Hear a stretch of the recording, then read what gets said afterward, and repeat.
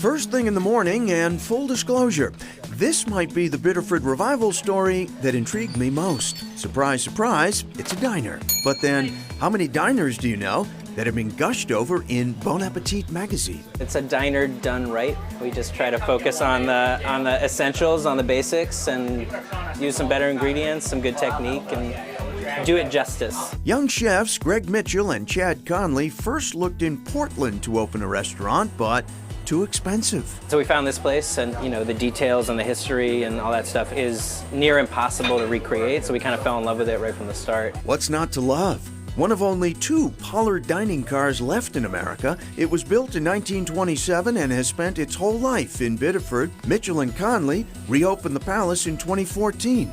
A loyal local following breathed a sigh of relief. My favorite is when you look down the counter and you see people, different ages, different demographics, all kind of enjoying the same thing. What they're enjoying is somewhat unique. A fresh take on diner classics that's landed the Palace on Bon Appetit's 50 Best New Restaurants list. We call it the fine line between trash and class, where you want to have those things that are just kind of guilty pleasures while giving certain things nice touches, but nothing's fancy here. Like home fries that are, well, very different and very delicious, a tuna melt that's attracted a near cult following, and pancakes, well, don't take my word for it.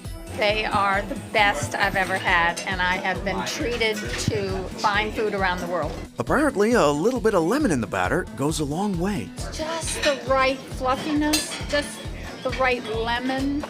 I love it. I'm pretty sure I'm in love now, too. In part, the diner owes its reopening to another modern Main Street pioneer only a few blocks away. There's really sort of an excitement around craft, artisanal, locally produced food and beverage, and it's really exciting. Katie Pinard is a Biddeford native. Michael Maycomber grew up next door in Saco.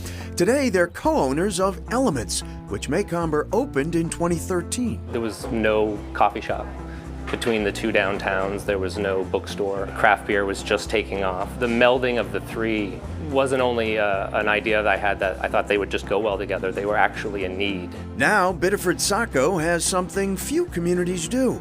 A mix of bookstore, bar, and coffee shop. Once folks came in and found that it was a safe, warm, welcoming place, we really started becoming like a community hub, a gathering place. The mix of people and, well, elements just seems to work, including the new element of live music on weekends. Clearly, a win-win. A lot of folks, they come for the music and they walk away with an armful of books. And we love that. Just a block down the street, something old that is also new again. It's a 123-year-old opera house, fully restored. It is a treasure. In its early life, Biddeford City Theater, which shares a building with City Hall, was visited by the greats of American stage. But by the 60s and 70s, it slid first from a cinema and then to a storage facility. How close did it come to being lost?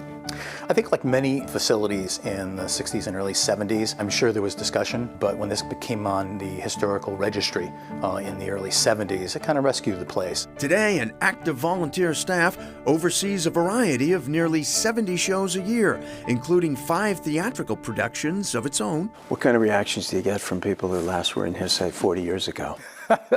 They chuckle, they laugh, and they say, oh my goodness, it didn't look like that. What I remember about it was just filthy dirty. Celebrated Maine humorist Tim Sample did indeed visit here some 40 years ago with his then Portland rock band, the Dubious Brothers. Since then, Sample has returned here to perform his trademark monologues about Maine. He sees these civic performance spaces in public buildings as an enduringly New England creation. It's really part of our tradition that on a Saturday night, people like Charles Dickens, Teddy Roosevelt, they were talking to the community, and the community was gathering in a hall like this and hearing that. Ultimately, Tim Sample sees the revival of the City Theater and its city as connected chapters in the same long-running story. It's great to be able to have this space still here to say, oh, look what we've always had. We've had it right here all along. Let's use it.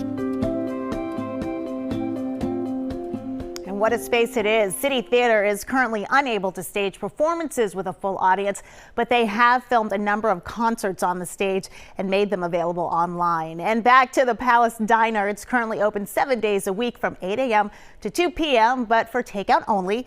Last year's chefs Greg Mitchell and Chad Conley were semifinalists for the prestigious James Beard Award for Best Chef Northeast. Next, restoring a lighthouse and battling the green crab invasion.